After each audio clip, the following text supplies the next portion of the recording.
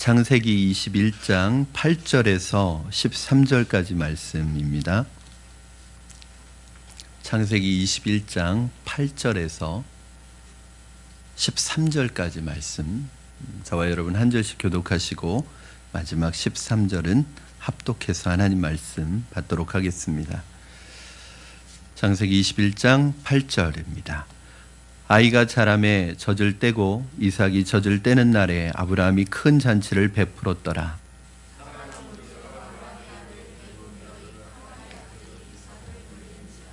그가 아브라함에게 이르되 이 여종과 그 아들을 내쫓으라. 이 종의 아들은 내 아들 이삭과 함께 기업을 얻지 못하리라 하므로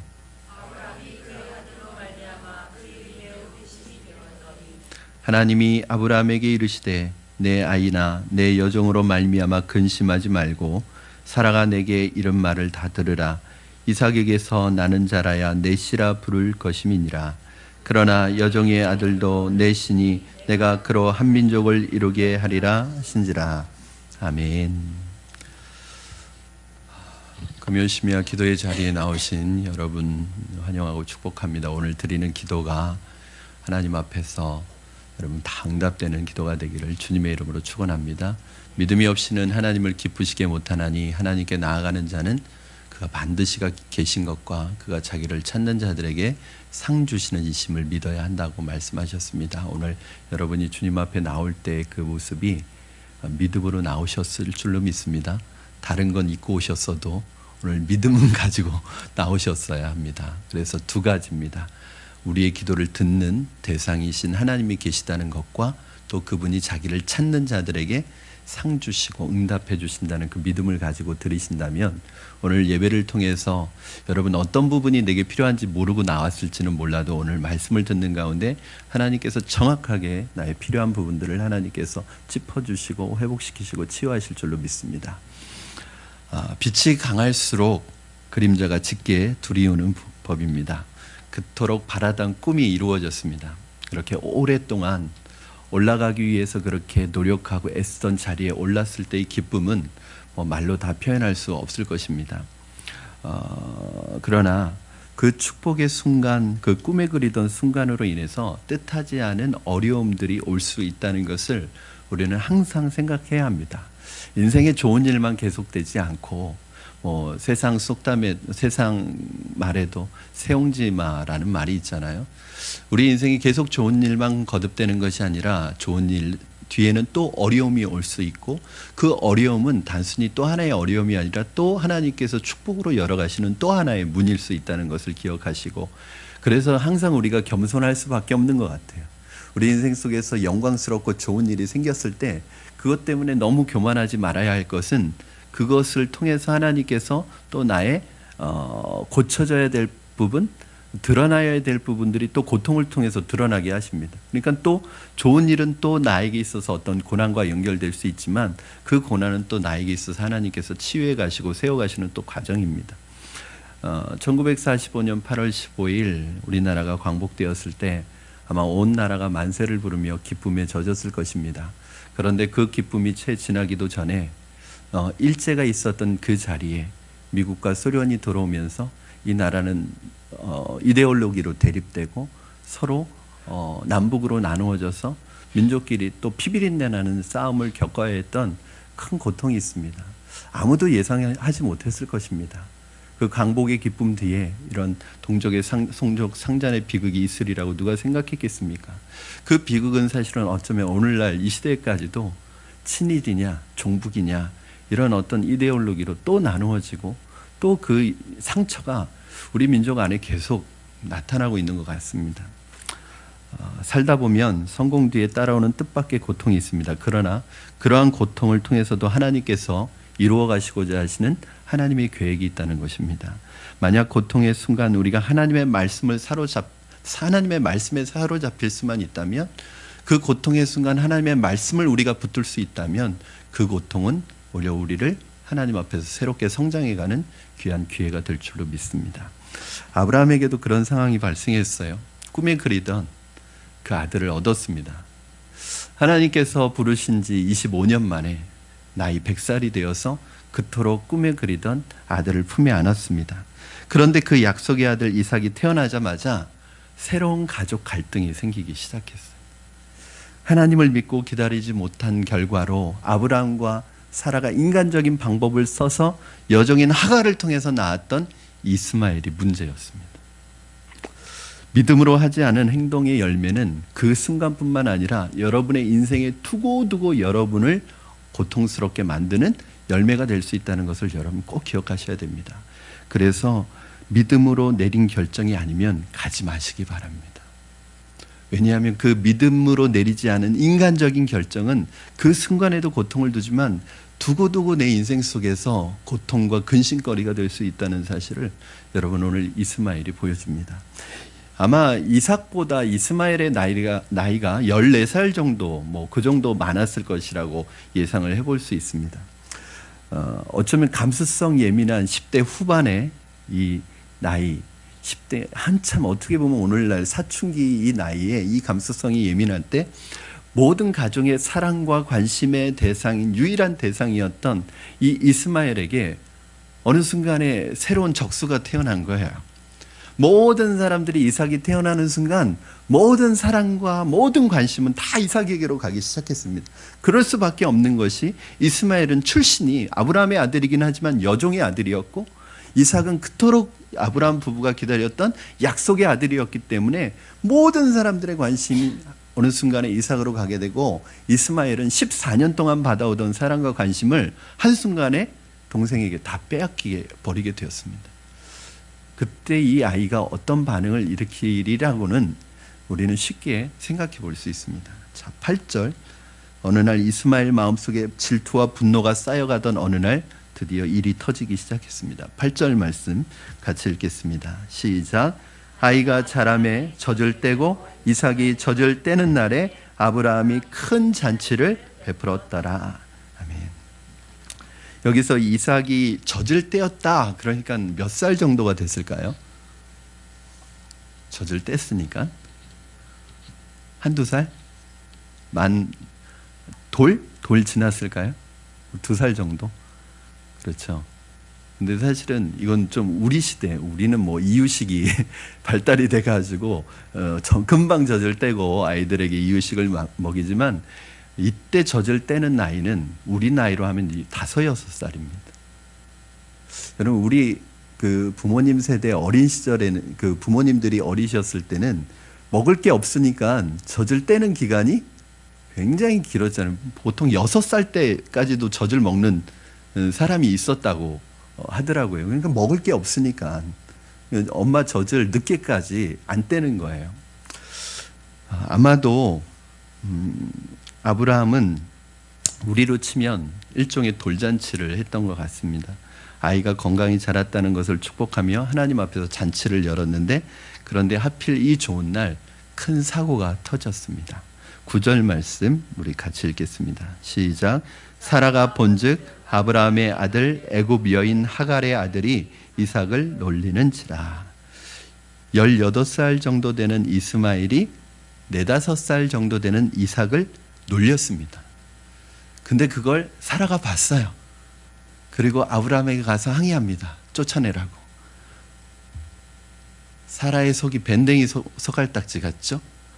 뭘 놀린 거 한번 받기로 서니 그걸 쫓아내라고까지 할 필요가 있나요? 여러분? 근데 여러분 여기 주의하셔야 될 것이 여기에서 놀렸다는 단어가 단순히 장난치면서 짓궂은 행동을 했다는 단어가 아니에요. 이 놀렸다는 단어의 원어는 메사학이라는 단어를 쓰는데 이 메사학이라는 단어가 어떤 의미를 가지고 있느냐면 성적으로 희롱하는 거예요. 이 단어가 어디에서 쓰였냐면요. 창세기 39장 17절에서 쓰였습니다. 한번 여러분 창세기 39장 17절 자막을 통해서 한번 같이 보시겠습니다. 한번 여러분이 읽어주시겠어요? 시작.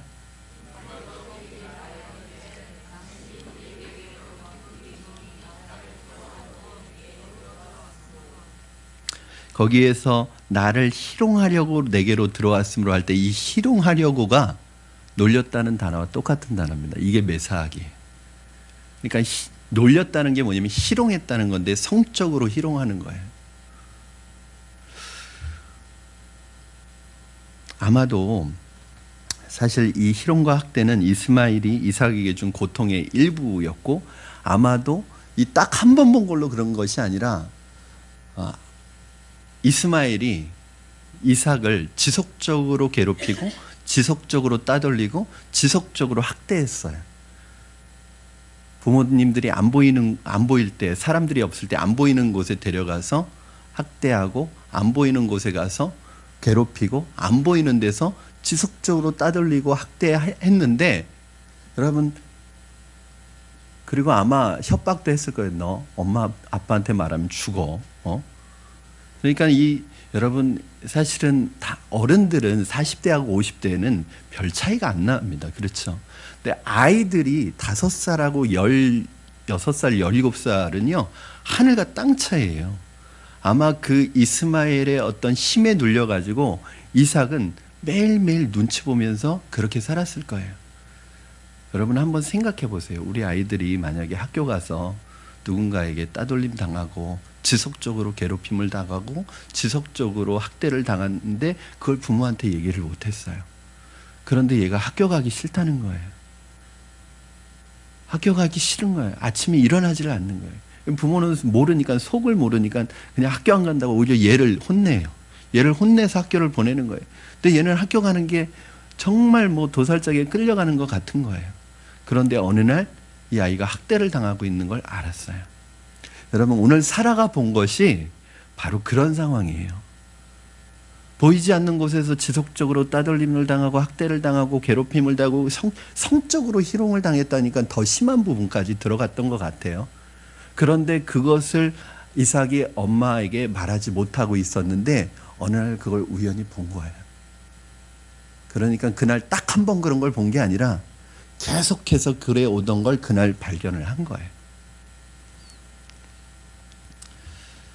어린 이삭은 아주 비인간적인 취급을 당하고 있었습니다. 이스마엘은 장난으로 이삭을 데리고 놀았는지 모르지만 이삭에게는 그것이 생명이 달린 문제였습니다.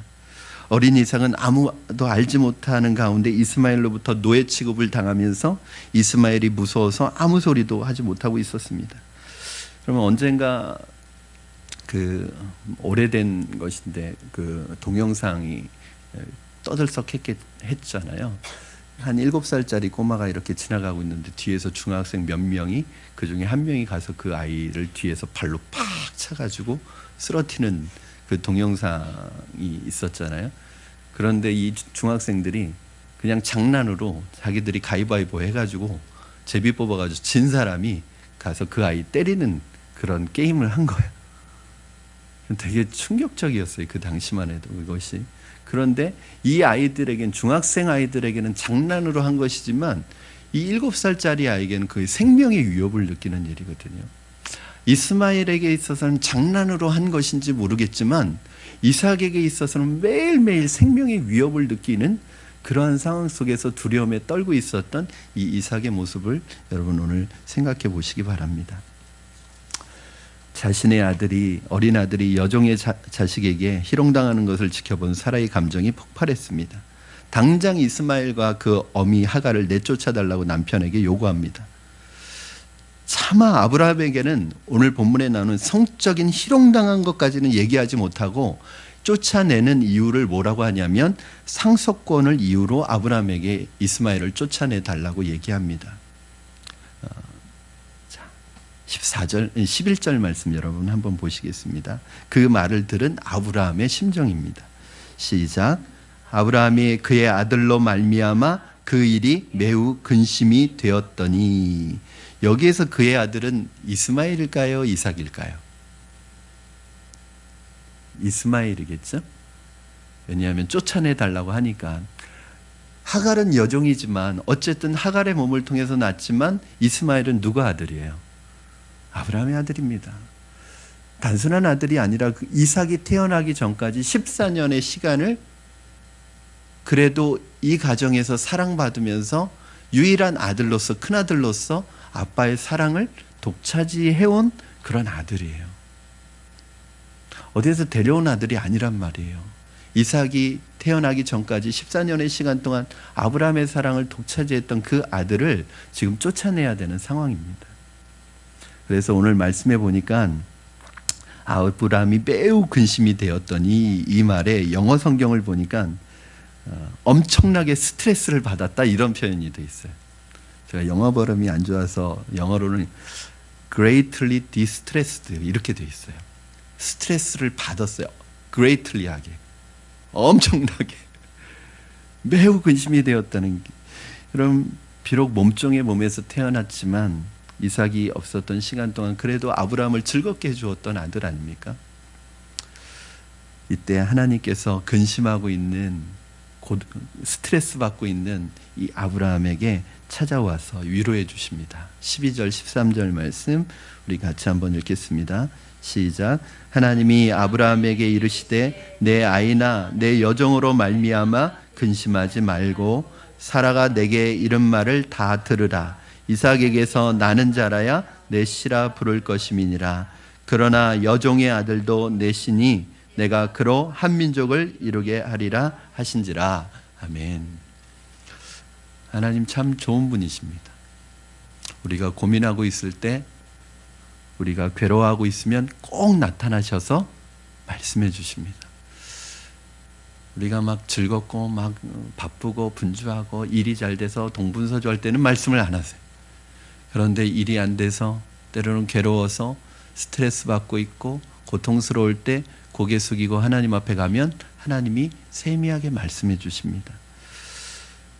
하나님 참 좋으신 분이에요. 비록 우리의 잘못으로 비롯된 근심이라 할지라도 하나님은 우리가 괴로워하고 있으면 결코 외면하지 않으시고 친절하게 찾아오셔서 개입해 주십니다. 우리가 도저히 해결할 수 없는 문제이기 때문에 그렇습니다. 여러분 이사야 41장 10절 말씀 한번 우리 자막을 통해서 보도록 하겠습니다. 이사야 41장 10절 이렇게 쓸 때 안 나오면 준비가 안 된 것일 줄로 믿습니다. 안 됐죠? 네, 이사야 우리 본문을 한번 찾아보시기 바랍니다. 여러분 죄송합니다. 이사야 나왔어요? 네. 이해해 주세요. 여러분 방송실에 있으면 이게 잘 안 보여요. 이게 헷갈려요. 자, 우리 10절 말씀 같이 읽겠습니다. 시작.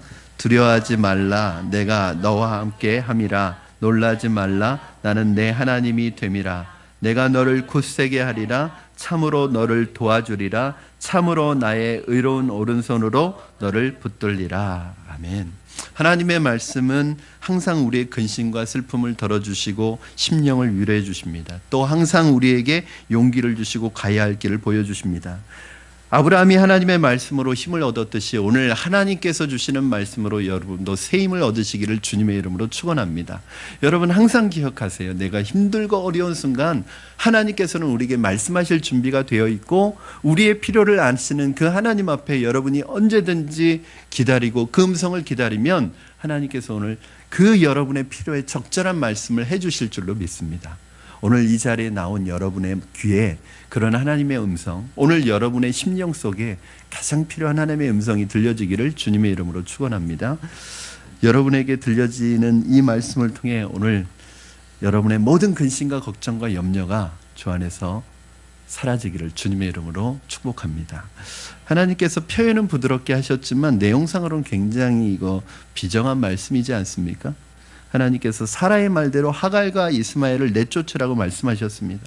사라가 비록 지금 분노의 감정을 가지고 저렇게 얘기하지만 사실은 사라의 말이 맞다는 거예요.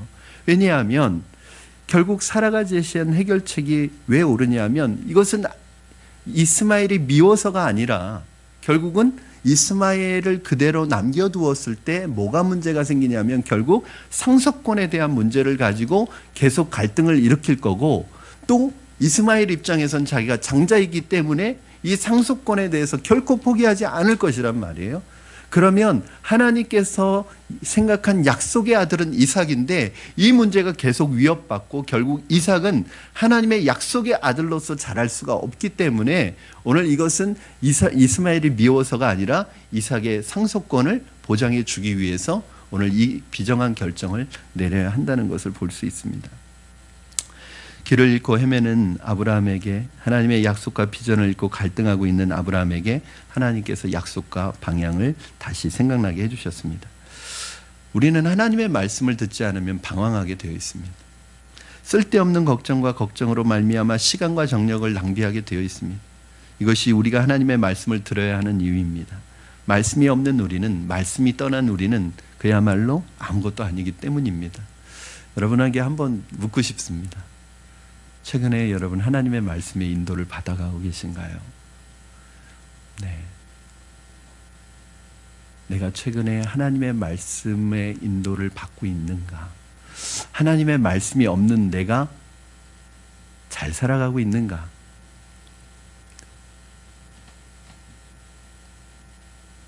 사람이 떡으로 사는 존재가 아니라 하나님의 말씀으로 사는 존재인데, 혹시 나는 하나님의 말씀 없이 일주일, 때로는 2주일, 혹시 한 달 정도 지금 계속 하나님의 말씀의 인도 없이 나는 혹시 살아가고 있지 않습니까? 그렇다면 우리는 사실 아무것도 안 하고 있는 거예요. 지금 아무것도 없는 거예요. 육신의 배고픔은 하루만 굶어도 우리에게 너무 이렇게 다가오는데, 하나님의 말씀의 인도나 하나님의 말씀을 일주일, 한 달을 먹지 않아도, 한 달을 우리가 인도받지 않아도 우리의 삶에 답답함이 생기는 게 정상입니다.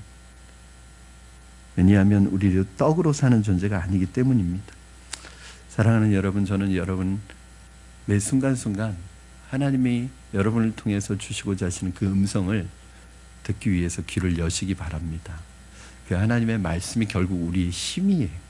제가 지난 새벽 예배 때도 말씀을 드렸습니다. 그리스도인의 힘이 어디에 있는가? 그리스도인의 능력의 근원이 원동력, 힘의 원동력은 어디입니까? 우리는 뭘 가지고 힘을 내죠? 어떤 사람에게는 돈이 삶의 원동력인 분이 있습니다. 그렇죠? 돈이 있으면 막 신이 나요. 어떤 사람에게는 세상에 성공이 원동력인 사람이 있고, 어떤 사람에게는 칭찬이 삶의 원동력인 사람이 있어요. 칭찬해주면 다 합니다. 그러나 여러분, 믿는 사람의 원동력은 어디 있습니까? 우리는 결코 말씀 없이 살 수 있는 존재가 아니거든요. 저는 괜찮은 것 같은데요. 아니에요. 겉으로는 괜찮은 것 같지만 지금 속으로는, 지금 내 영혼은 아주 영양실조에 걸려서, 여러분, 물이 없어 가람이 아니라 하나님의 말씀이 없어 가람이라고 그러잖아요.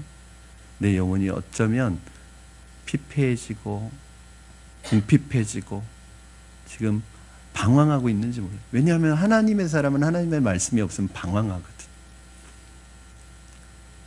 사실은 이 말씀은 여러분이 들어야 될 말씀은 아닌데, 여러분은 여기 나오시는 분들은 그래도 때마다 순간마다 뭐 새벽이든 이렇게 말씀에 대한 사모함을 가지고 나오시는 분들이기 때문에, 그러니까 참 꼭 들어야 될 말은 들어야 될 분들이 안 계실 때 하게 돼요. 그렇죠? 저는 이 말이 여러분에게도 적용되어지기를 바랍니다. 아브라함이 사사로운 정 때문에 이스마엘을 같이 키우면 키울수록 시간이 갈수록 더 힘들어집니다. 아무리 여종의 자식이라도 14년간 정이 든 큰아들이기 때문에 아브라함은 아무래도 이것저것 신경 써야 합니다. 이삭도 신경 써야 되지만 이스마엘을 신경 쓰고 계속 형제 간의 갈등을 조정하느라 이삭을 하나님의 말씀으로 양육하고 하나님의 비전을 심어주는 일에 전념하기가 어렵습니다. 이삭은 또 부모의 건강한 사랑을 받고 하나님의 은혜를 먹고 자라는 건강한 인격체로 자랄 수가 없고, 계속적으로 형에 의해서 학대를 당하면서 마음이 병든 사람으로 자랄 수 있기 때문에 이 부분에 있어서 결단을 내려야 했습니다. 그래서 하나님께서는 당장 좀 매정한 것 같아도 가감히 이스마엘을 떠나보내게 하십니다. 여러분, 그렇습니다. 하나님의 나라의 일은요, 사사로운 정에 매이면 안 됩니다. 우리는 사실은 정이 굉장히 중요하고 좋은 겁니다. 그러나 이 인간적인 정 때문에 하나님의 일을 그르칠 때가 굉장히 많아요. 아브라함의 가장 큰 장점은 순종이 빠르다는 거예요. 여러분, 지체된 순종은 순종이 아닙니다. 하나님의 뜻을 받은 다음 날 바로 아침에 일어나서 아브라함은 떡과 물 한 가죽 부대를 하갈 모자에게 주면서 집을 나서게 만듭니다. 하나님의 뜻이 내려오면 즉각 순종하시기 바랍니다. 그리고 하나님께 그 다음은 맡기시기 바랍니다. 너무 계산하지 마시기 바랍니다. 왜냐하면 하나님의 뜻이 딱 내 마음에 왔을 때 그때 즉각적으로 순종하지 않잖아요. 그러면 어떻게 돼요? 시간이 지나면 자꾸 변합니다. 생각이. 다른 생각이 자꾸 들어와요. 그래서 왜 지체된 순종이 아니라고 하냐면 지체하기 시작하면 순종하기가 어려워요. 내 마음에 지금 하는 기도하는 가운데 말씀을 듣는 가운데 딱 왔을 때 딱 붙들어야지 하루 지나고 일주일 지나면 한 달 지나면 없어집니다. 오늘 여러분 마음속에 하나님께서 최근에 여러분 마음속에 주시는 하나님의 마음은 무엇입니까? 혹시 하나님께서 순종하기를 원하시는데 지체하고 있는 것이 있습니까? 여러분 그걸 즉각적으로 이게 아브라함의 복의 비결이에요. 아브라함이 완전한 사람은 아닙니다. 퍼펙트한 사람은 아니에요. 그런데 아브라함이 잘하는 것 중에 하나가 뭐냐면 그래도 하나님이 말씀하시면 딴소리 안 하고 즉각적으로 순종하는 것이 여러분 나중에 이삭이 하나님께서 이삭을 번제로 드리라는 이 명령을 하시는 게 그야말로 믿음의 클라이막스 아니에요? 아브라함의 믿음에. 그때도 어떻게 하죠? 그 말씀 받고 다음날 새벽 일찍이 일어나서 모리아산을 향해서 갑니다. 오늘도 바로 다음날 아침에 일주일 후에 좀 정을 그동안 쌓였던 정도 회포도 풀고 뭐 그렇게 보내도 되는데 바로 다음날 아침에 일어나서 물과 가죽 부대를 떡과 가죽 부대를 가지고 바로 내보냅니다.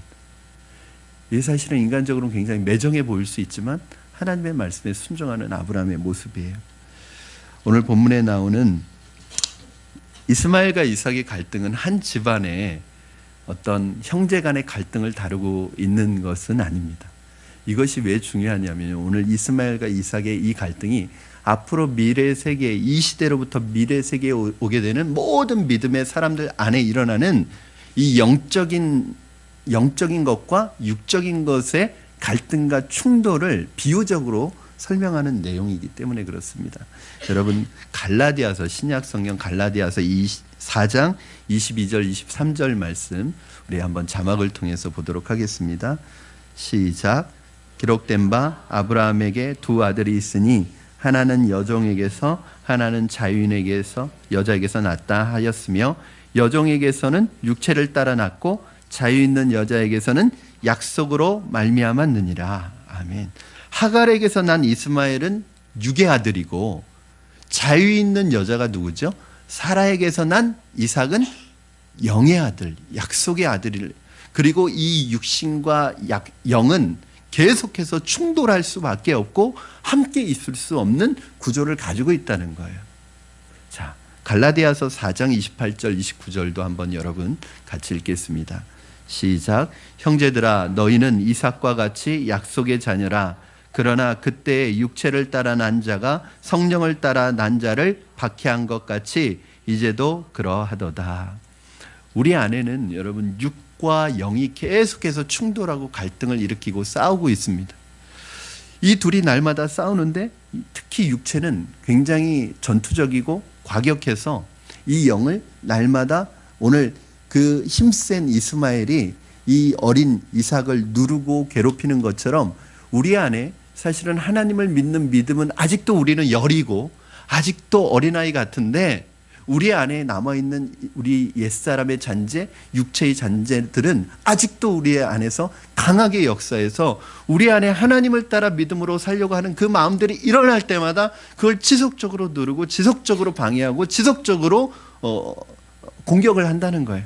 그래서 우리 안에서 믿음이 조금 자라려고 하다가 기눌려서 들어가 버리고 믿음이 조금 자라려고 하다가 이 육신의 공격을 받아가지고 또 믿음이 자라지 못하고 이걸 계속 반복하고 있는데 이것을 뭐에 비유하고 있냐면 이삭이 이스마엘에게 오랫동안 지속적으로 학대를 받고 눌림을 당하는 그 과정으로 묘사하고 있는 거예요.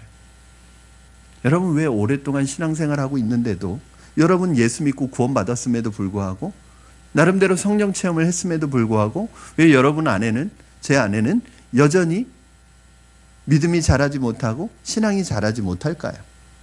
한번 그것에 대해서 생각해 보셨습니까? 여러분이 어느 때는 그런 결심을 하실 거예요. 내가 믿음으로 살아보리라. 내가 이제는 새롭게 결단해보리라. 그리고 믿음으로 살아보려고 하는데 갑자기 또 육신의 정욕이, 육신이 딱 나와서 나를 딱 눌러버려서 아무것도 할 수 없도록, 그래서 또 포기하게 만들도록. 그걸 지금 10년 반복하고 있는 거잖아요. 20년 반복하고 있는 거잖아요. 그렇죠? 여러분, 이스마엘이 이삭이 약속의 아들임에도 불구하고 아들답게 살지 못하도록 괴롭혔던 것처럼 우리 안에 있는 이 육신의 잔재 쓴뿌리는 우리로 하여금 하나님의 자녀답게 살지 못하도록, 하나님의 아들답게 살지 못하도록, 그리스도인답게 살지 못하도록 만드는 주범입니다. 갈라디아서 5장 17절 말씀 여러분 한번 같이 읽겠습니다. 시작. 육체의 소욕은 성령을 거스르고 성령은 육체를 거스르나니 이 둘이 서로 대적함으로 너희가 원하는 것을 하지 못하게 하려 함이니라. 아멘. 여러분, 이 영과 육이 충돌 사이에서 확실히 선택하지 않으면 무기력한 크리스찬의 삶을 살아갈 수밖에 없습니다. 여러분, 아마 오늘도 여러분 마음속에서 이 육과 영이 충돌하셨을 거예요. 지셨습니까? 이기셨습니까? 여기 나오신 게 이기신 거예요. 근데 여러분, 이 충돌할 때요, 전에도 말씀드렸듯이 이게 되게 중요한 거예요. 이게 제가 너무 심플하기 때문에 반복해서 말씀드리는데, 우리는 놀랍게 이 망각의 은사가 있어가지고 자꾸 잊어버리는데, 여러분 그렇습니다. 여러분, 내가 예를 들어서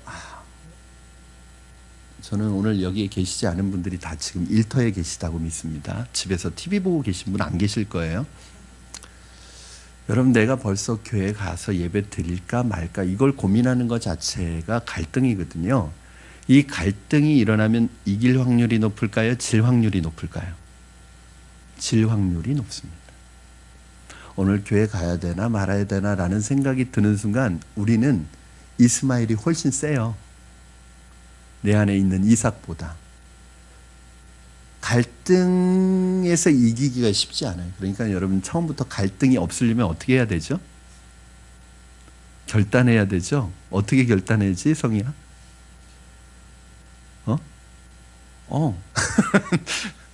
약속했어요. 예배 가는 거 당연한 거야. 예배 가서 하나님 예배하는 게 나의 본분이고, 그 시간이 나에게는 축복된 시간이, 그냥 예배를 위해서 딱 시간을 떼어놓는 거죠. 그러면 여러분, 딱 결단하고 결정하고 그냥 떼어놓은 거는요, 갈등이 안 생겨요. 정말 저는 오늘 금요 심야에 안 나오시거나 예배에 못 주일이 아니라 평일날 예배 안 나오시는 분들이, 그렇다고 회사에 일할 게 있는데 그것까지 다 그냥 자기가 할 일 놔두고 오라는 게 아니에요. 그리고 아마 오늘 못 나오신 분들은 다 지금 회사에서 일하고 계시는 분들일 거예요. 우리는 심지어는 내가 예배 가서 예배를 드려야 될까 안 드려야 될까 이것 가지고도 영과 육의 충돌이 계속 있다니까요.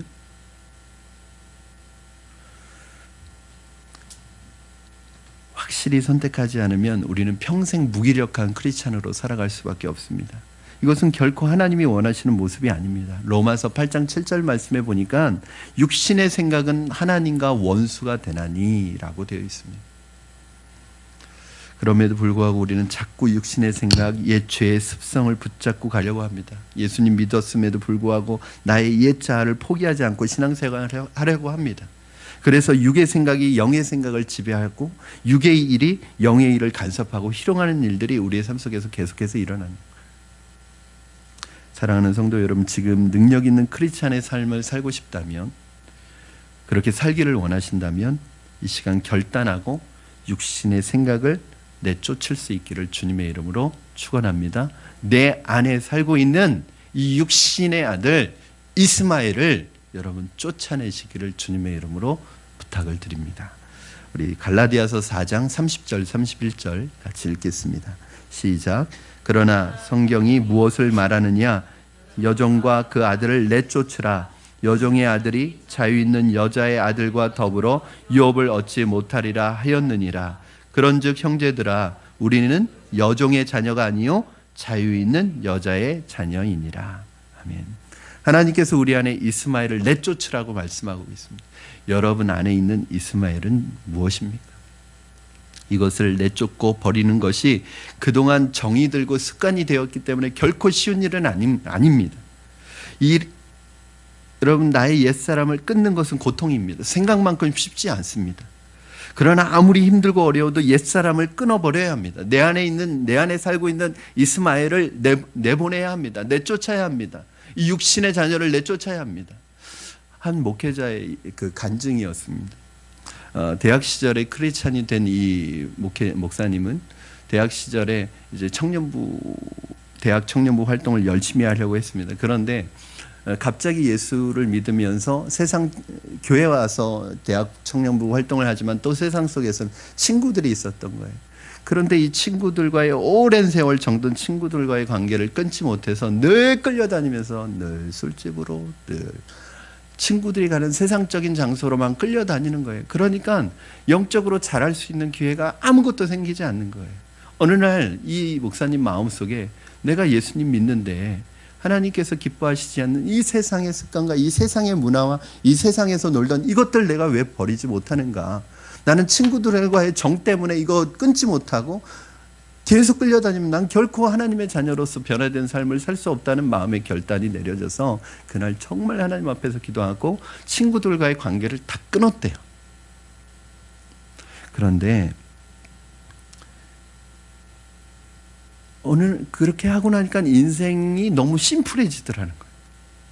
친구들에게 끌려서 다니던 시간들이 없어지니까 굉장히 시간이 단순해지고 심플해지면서 오히려 하나님께서 믿음의 사람들을 많이 만나게 해주시고 또 자기에게 필요한 영적 유익을 주는 사람들을 많이 만나게 해주시고 동시에 나중에는 그 믿지 않는 친구들도 상당수 예수님 믿는 친구들로 바뀌었대요. 여러분, 우리는 그렇게 생각하잖아요. 세상에 있는 사람들과의 관계를 계속 유지하는 것이 굉장히 좋은 전도 방법이라고 생각하잖아요. 그런데 문제는 늘 끌려가, 늘 져줘, 늘 그 사람들이 하자는 대로 다 해. 그럼 내 믿음 지키기가 쉽지 않단 말이죠. 때로는 사사로운 정이나 인간적인 정을 끊고 하나님께 내 마음과 내 중심을 드리면 하나님께서 필요한 하나님의 사람들을 붙여주실 뿐만 아니라 오히려 여기서 주는 힘을 가지고 이 친구들에게 영향력을 미칠 수 있다는 거예요.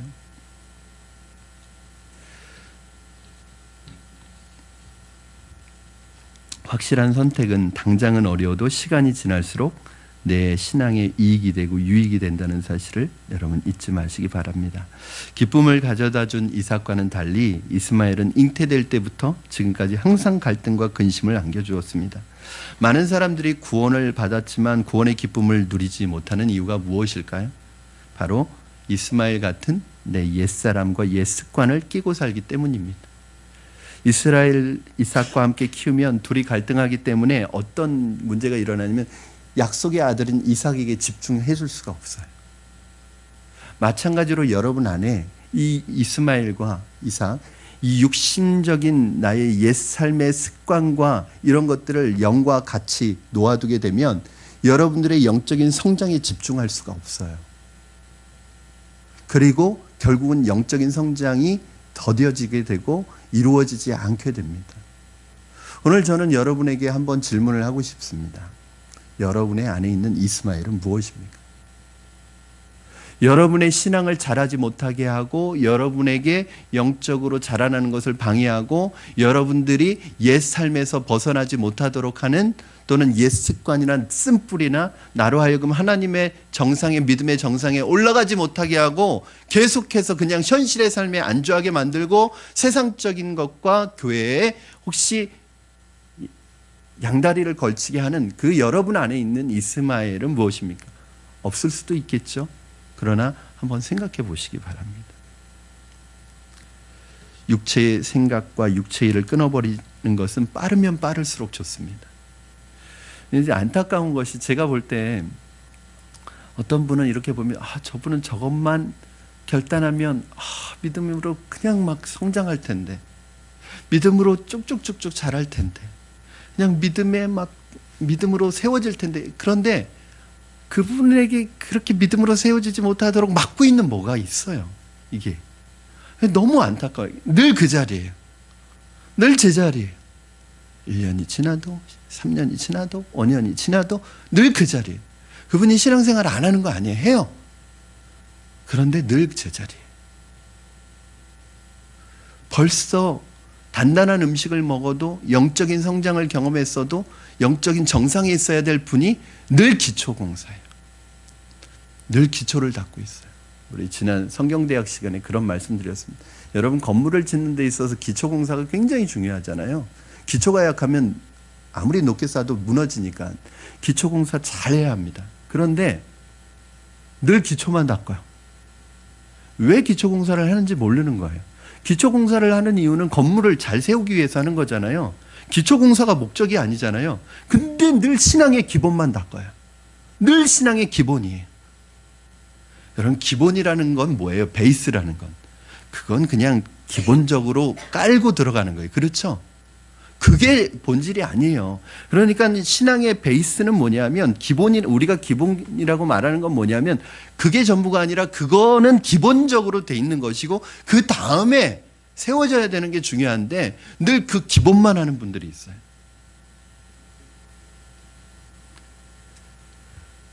여러분의 육체를 만족시키는 삶을 살지 마시고 영적 성장과 요구에 초점을 맞추시기 바랍니다. 하나님께서 지금 나에게 뭘 요구하시는, 사실은 저에게도 이런 요구가 계속 있어요. 여러분, 한 단계에서 한 단계 올라가면 올라갈 때 그 단계가 되면 여러분 전에보다는 훨씬 잘 살고 있거든요.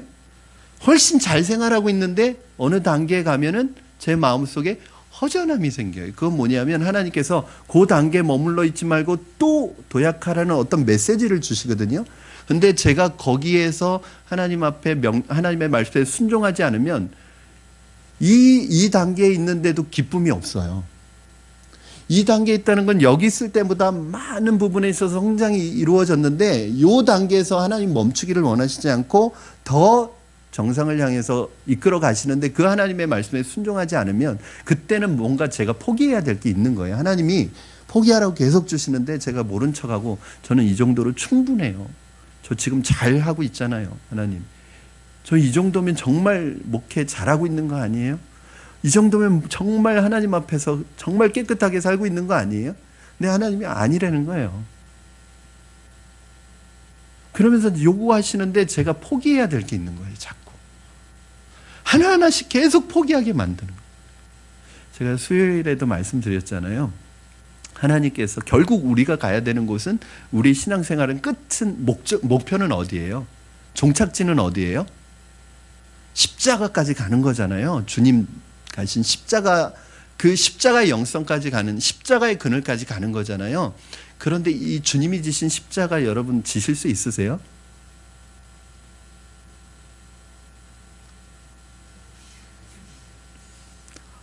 못 지잖아요. 여러분, 제가 어느 날 갑자기 제가 가서 최 집사님 순교하실 수 있으세요? 그러면 당황하시지 않겠어요? 그렇죠? 용미 집사님 내일 순교하실 수 있으세요? 이러면 누가 순교하겠습니다 이런 분 어디 있겠어요? 그러니까 우리 한 번에 이 한 걸음에 갈 수가 없으니까 하나님이 조금 요 정도 요구하시는 거예요. 여기 오면 야 조금 더 가자. 오면 조금 더 가자. 이렇게 해서 가시는 거예요. 끝까지. 마치 산에 올라갈 때 내려오는 사람들이 다 왔어요. 금방이에요. 그거에서 힘을 얻어서 올라가잖아요. 우리가 이제 막 올라가기 시작하는데 2시간은 올라가야 돼요. 그러면 사실은 올라가고 싶은 마음이 안 들잖아요. 하나님께서 여러분 그때 여러분이 포기해야 되고, 여러분이 새 포도주는 새 부대에 담으라고 했는데 여러분이 준비해야 될 새 부대가 있어야 되는 거예요. 여러분 이 새 부대가 준비되지 않으면 아무리 은혜 받아도 그 부대가 터져가지고 은혜 다 쏟아버려요. 부대가 준비되지 않으면 여러분 어떤 은혜를 받아도 성장하지 않습니다. 왜? 받은 은혜 다 쏟고 다녀요. 주일날 은혜 받아가지고 집에 가서 쏟고, 수요일날 은혜 받아서 직장 가서 쏟고, 금요일날 은혜 받고 동네에서 쏟고, 이게 물이 담아지지가 않는다. 포도주가. 사랑하는 여러분, 이삭이 태어나는 순간부터 이스마엘이 사나워지고 날뛰기 시작했습니다. 이게 중요한 거예요. 이스마엘이 그전에도 이렇게 사나웠을까? 아니었을 것 같아요. 굉장히 사랑받는 아들이었는데 이삭이 태어나는 순간 사나워지고 못돼지기 시작했어요. 여러분이 하나님의 은혜를 받고 주님께 헌신하려고 하는 그 순간부터 나의 옛사람, 내 안에 있는 이스마엘이 사납게 뛰기 시작합니다. 그때 우리는 당황합니다. 내가 신앙생활 잘 해보려고 하는데 왜 이런 일들이 일어나지? 이런 생각이 들 정도로 마귀가 방해하기 시작해요. 은혜 받기 시작하면 할수록 내 안에 있는 이스마엘, 내 안에 있는 육신적인 이 생각도 강력하게 움직이면서 여러분들의 영적으로 생각하지 못하도록 계속 방해를 놓습니다. 여러분 그런 경우 많이 있으시죠? 저는 우리 푸른나무 교회를 통해서 하나님께서 주시는 은혜가 있다고 생각해요. 여러분 작은 교회가 주는 은혜가 있고 또 큰 교회가 주는 은혜가 있는데 어쨌든 막 이렇게 생동감 있게 자라가는 가운데 하나님이 주시는 은혜가 있을 때 저는 늘 제가 기도하는 게 있어요. 하나님 은혜가 오면, 하나님의 은혜가 풍성하면 모두 역사예요. 이 마귀도 역사하는 거예요. 그래서 항상 그 부분을 놓고 기도하는 이유가 있어요. 아마 여러분 이게 이제 마지막 드리는 말씀인데, 여러분이 믿음으로 살려고 하고 여러분이 신앙으로 살아가려고 하고 하나님의 자녀답게 살려고 믿음으로 결단하는 순간 여러분 이상한 일들이 많이 생길 거예요. 부부 싸움을 하게 된다든지, 자신도 모르고 있던 연약한 어두운 모습들이 내게서 막 터져나오고 드러난다든지, 생각지도 않았던 문제들이 막 펑펑 터지기 시작한다든지, 여러분 그때 여러분 그것을 잘 이겨내셔야 합니다. 그때 이렇게 생각하시면 안 돼요. 내가 믿음 생활 잘하려고 하고, 그렇잖아요. 우리가 제자 훈련 받을 때 이런 일이 많잖아요. 사역 훈련 받을 때 전에는 막 다 잘 됐는데 오히려 훈련 받으니까 막 어려운 일들이 생기고 훈련 받으니까 문제가 막 터져요. 그래서 어떤 믿음이 연약한 분들은 이렇게 생각할 수 있어요. 내가 훈련 받으니까 우환이 자꾸 끊이질 않네. 이 그리스도인들은 죄송합니다. 제가 마이크를 치고 싶어서 친 거는 아니에요. 그리스도인들은 우환이란 말도 쓰면 안 돼요. 내가 믿음으로 살려고 하니까 오히려 일이 잘 되는 게 아니라 일이 막 안 되고, 믿음으로 살려고 하니까 문제가 생기고 부부관계가 나빠지고 어려움이 생기고 그럴 수 있다는 거예요. 그러나 여러분 그때 놀라지 마시기 바랍니다. 당황하지 마시기 바랍니다. 이것이 변화의 시작입니다. 이겨내셔야 합니다. 여러분 이것이 영적인 체질이 바뀌는 데서 오는 피할 수 없는 과정이에요. 진짜 크리스천이 되려고 하는 것입니다. 이제 세상과 하나님 사이에 양다리 걸치고 더 이상 어영부영 살 수 없게 하시려는 하나님의 일종의 테스트예요. 그러므로 오늘 이 말씀을 통해 굳게 결심하시고 내 안에 여전히 살아남아 있는 옛사람의 잔재 이스마엘이 있다면 오늘 여러분 과감히 지체된 순종은 순종이 아닙니다. 오늘 여러분에게 질문 하나 던지고 마치겠습니다. 오늘 제일 중요한 질문. 오늘 여러분 안에 있는 내 안에 이스마엘은 어떤 것입니까? 이스마엘이란 뭐냐면 내 옛사람의 잔재들, 내 육신의 잔재들, 육신의 뿌리들, 세상에서 내가 주님 없을 때 내 안에 있었던 것들, 그것이 어떤 것이든지 그것 때문에 여러분의 신앙이 더 이상 자라지 않고 크리스찬으로서 살아갈 수 없는 무기력한 크리스찬을 만들고 있다면 오늘 그것이 무엇이든지 주님 앞에 내려놓고 결단하고 과감하게 내쫓으시기를 주님의 이름으로 부탁을 드립니다. 오늘 그 문제를 놓고 하나님께 기도할 때 하나님께서 여러분 만져주시고 여러분 치유하시고 회복시켜 주셔서 오늘 그 안에 있는 이스마엘이 여러분 안에서 쫓겨나게 되기를 주님의 이름으로 축원합니다. 이 시간에 우리 같이 기도하시고요. 혹시 기도하시는 가운데 기도가 필요하신 분들은 혹시라도 이렇게 기도 받기를 표현해 주시면 제가 기도해 드리도록 하겠습니다. 이 시간에 우리의 마음의 결단이 중요한데, 내 마음이, 다니엘은 내가 이 진미와 포도주를 마시지 않기로 결단의 뜻을 정했다고 했습니다. 신앙은요 간단해요, 여러분. 뜻을 정하는 거예요. 뜻을 정하지 않으니까 갈등이 오는 것이고 내 안에 육신의 힘이 움직이도록 개입하도록 만들어주는 거예요. 오늘 우리의 마음이 주님 앞에 정해지고 뜻이 정해지고 확정되어지기를 바랍니다. 우리 이 시간에 함께 이 찬양 드리시면서 우리의 뜻을 좀 하나님 앞에 정했으면 좋겠습니다.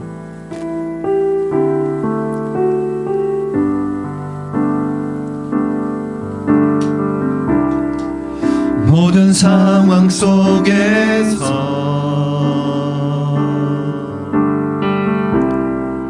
주를 찬양할지라.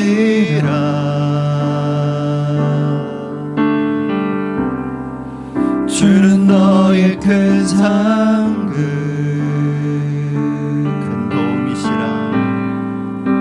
큰 도움이시라.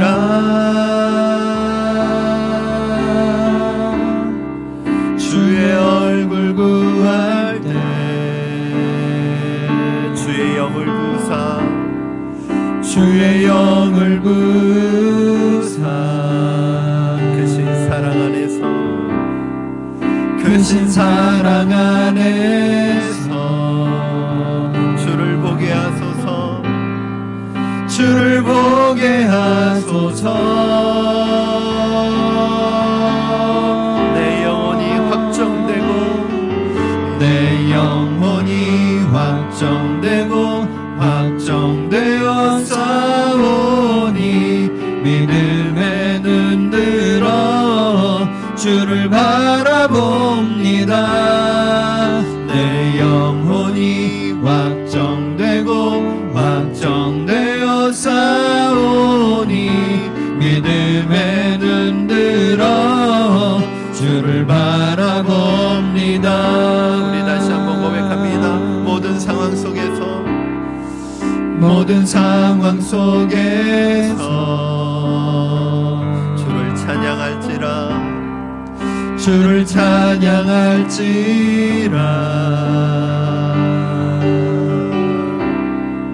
주는 너의 큰 상급 아멘. 큰 도움이시라 큰 도움이시라.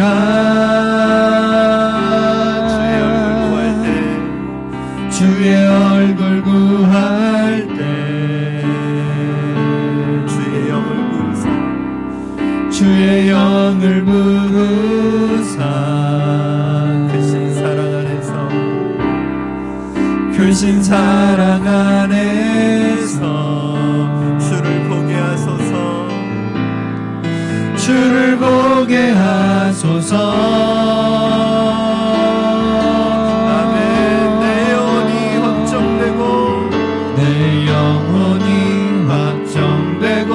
확정되어 싸우니 믿음에 눈들어 주를 바라봅니다.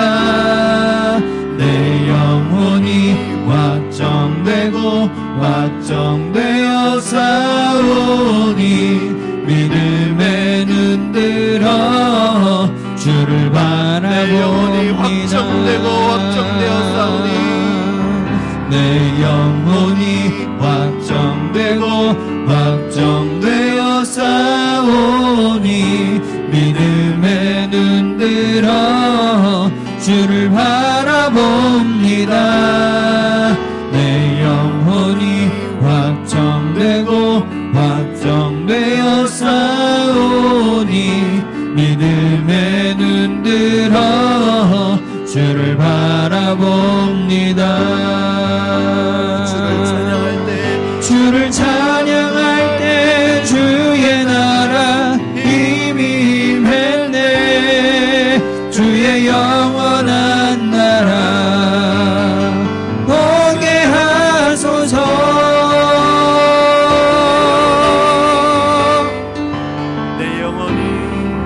내 영혼이 확정되고 확정되어 싸우니 믿음에 눈들어 주를 바라봅니다. 내 영혼이 확정되고 확정되어 싸우니 믿음의 눈 들어 주를 바라봅니다. 아멘. 이 시간에 오늘 주신 말씀 붙들고 여러분 같이 합심해서 기도하겠습니다. 하나님의 자녀로 살아가기 위해 내가 포기하고 내보내야 할 옛사람의 잔재, 여러분 나의 이스마엘은 무엇입니까? 여전히 하나님의 자녀로서 축복을 누리지 못하게 하고 영적으로 성장하지 못하도록 만드는 그 내 마음의 이스마엘을 오늘 쫓아내기로 결단하시기 바랍니다. 여러분의 삶 속에서 은혜의 도전과 은혜가 주어져서 새롭게 결단하고 나아가려고 할 때 여러분 안에 이스마엘은 가만히 있지 않고 날뛰고 방해할 것입니다. 삶의 문제들이 드러나게 될지도 모릅니다. 그때 놀라지 마시고 당황하지 마시고 극복하고 이겨내야 합니다. 기도해야 합니다. 하나님, 우리 안에서 일어나는 육체와 영의 싸움에서 승리할 수 있게 해달라고 이 시간에 합심하여 기도하며 나가시고, 여러분 교회를 위해서 기도해 주시고 우리 교회가 이러한 영적인 싸움에서 이기는 교회가 되게 하여 주시옵소서. 여러분 오늘 하나님 앞에서 간절하게 고백하고 회복되고 치유되고 응답받아야 될 기도의 제목이 있다면 오늘 하나님 앞에 간절히 부르짖고 우리 돌아가도록 하겠습니다. 우리 주님을 3번 부르짖은 후에 합심하여 기도합니다. 주여